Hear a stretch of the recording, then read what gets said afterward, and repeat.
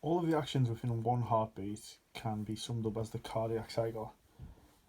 Cardiac cycle being split into two key phases. We have systole, which is a period of contraction, where heart muscle contracts and blood is being forced out of the heart, and then diastole, a period of relaxation, where the muscles relax and the heart is refilling with blood. Um, these contractions are stimulated by the heart itself because the heart is what we call myogenic. It creates its own contraction via its own sort of internal nervous system, for want of better words. What we have in front on the video is the animation showing this electrical activity. So there's four sort of key areas that we need to be aware of. At the top here, above the right atrium, we have the sinoatrial node.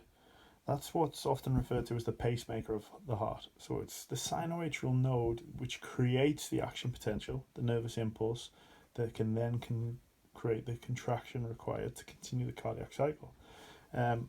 Following creation of the action potential in the sinoatrial node, that impulse travels down through the atria, which stimulates their contraction to force blood down into the ventricles. And just here, sort of at the bottom of that right atrium, we have the atrioventricular node.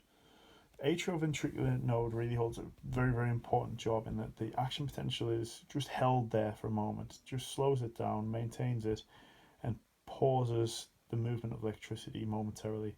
That allows maximal filling of the ventricles, so it just allows as much blood as possible to come down from the atria into the ventricles to fill them up, so that then when they contract, they can force as much blood out as possible.